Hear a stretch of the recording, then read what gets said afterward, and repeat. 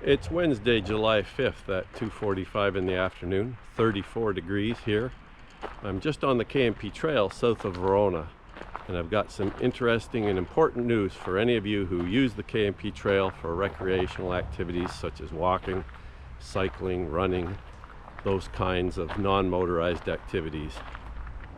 I just attended a public meeting this morning at the Verona Lions Hall, and it was put on by Frontenac County, who are currently entertaining the extension of ATV use south from Verona all the way to Harrowsmith on the K&P Trail. You may or may not be aware of this, but I'm just making this video for those who may not be aware of it primarily.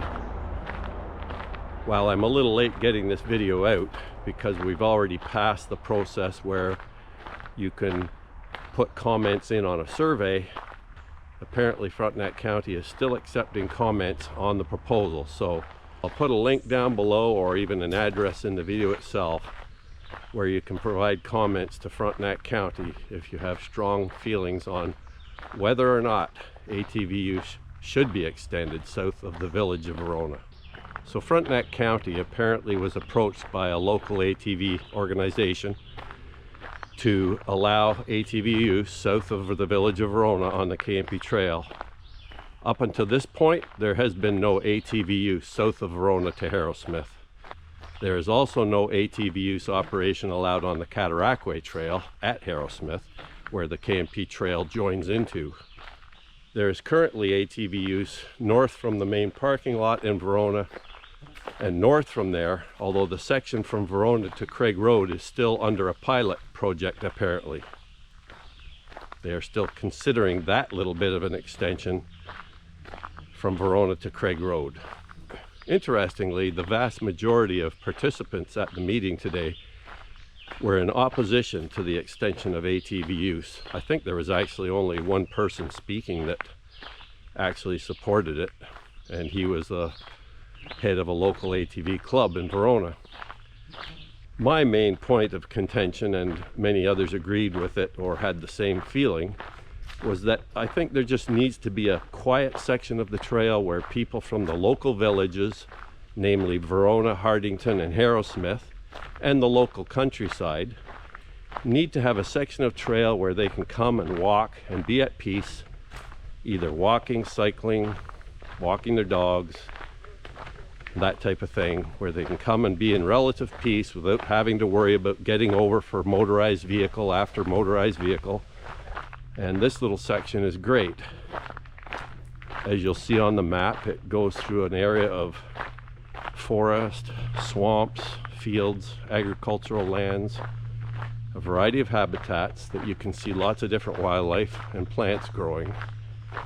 You can find nice shaded tranquility like I'm walking through now in a dense forest, so you can escape the heat of the day. And if this all becomes turned over to unregulated ATV use, then that sense of peace and tranquility will disappear. One fellow at the meeting this morning made some very interesting points.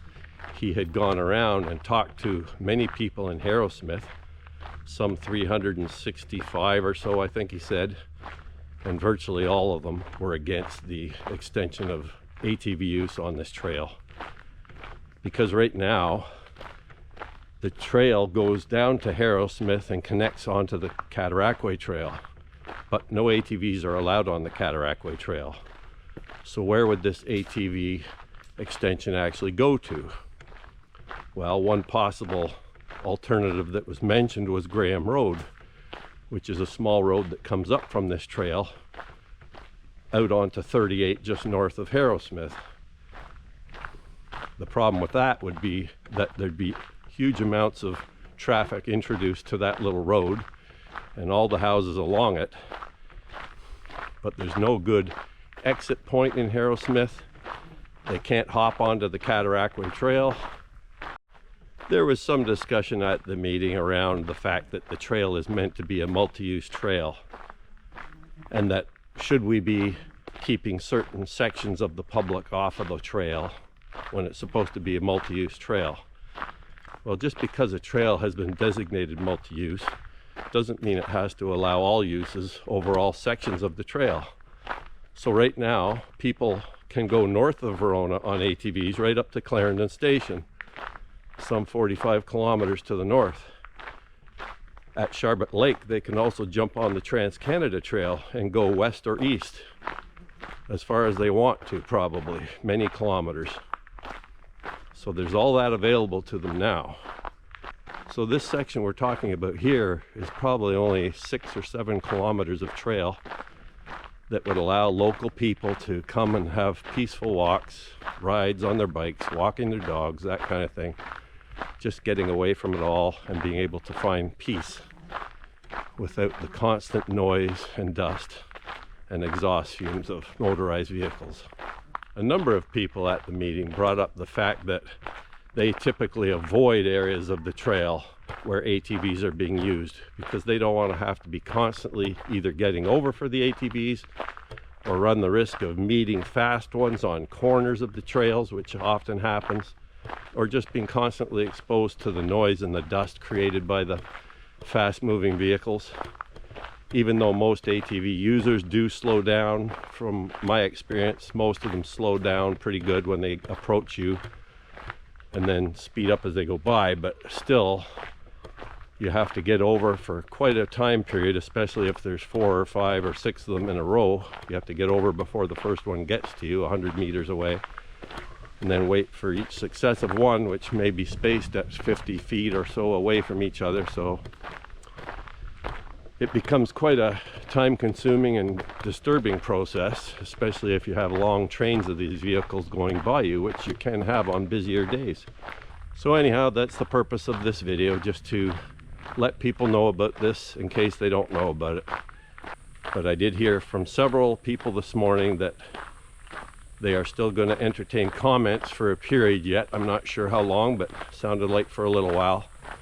And they weren't going to be making any council decisions on it at the next meeting either. So there are many interested people there this morning expressing their interest in having this section remain as a non-ATV use stretch of the K&P Trail. Another point I made was the fact that there's a new subdivision going in the Hartington area, and another fellow present said that he has land near Harrowsmith that they are hoping someday to construct a subdivision on. So the Hartington one is going to be a fairly sizable subdivision area, and it's situated right beside the trail in Hartington, so I'm sure a lot of those people would greatly appreciate the ability to get out onto a nice trail like this and just enjoy walking up and down, or riding their bikes, walking their kids, walking their dogs, all those kinds of activities, and not have noisy ATVs running up and down right behind their houses in the heat of summertime. Further north on the K&P, north of Verona, where ATVs are allowed and where the trail goes through many marshlands and things like that, there's actually quite a few roadkills due to ATVs on the trail, and this involves mainly snakes and turtles. But I've also seen other things hit as well that I assume are from ATV hits, because there aren't too many other things on the trail that would hit them. I want to be clear though that I'm not anti-ATVer, I'm not anti-ATVs. They do have large sections of the trail north of here they can use. And I think it makes a lot of sense to dedicate a section like this, a relatively small section, to the people of the local villages, hamlets, and countryside to be able to come here and use this in a peaceful, non-impactful way.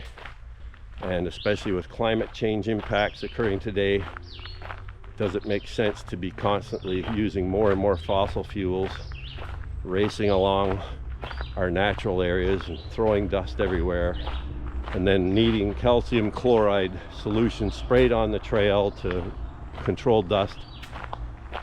It doesn't make sense to do that everywhere. So I think good planning along a multi-use trail means that not all sections of the trail are going to be treated the same. And I think some people assume that that's how it should be, that if this is a multi-use trail, anybody should be able to use this trail in any way they want. Well, if that's true, then people would be allowed to drive cars and trucks on here. Why not? They're just other people wanting to use the trail. If it's going to be equal use by all people, then things like that would happen. But it's not like that for a reason. It's called planning. One shouldn't assume that all sections of the trail will be treated the same. And in that vein, I just want to throw out my support for having this section designated non-ATV extension and keeping it just for non-motorized use predominantly.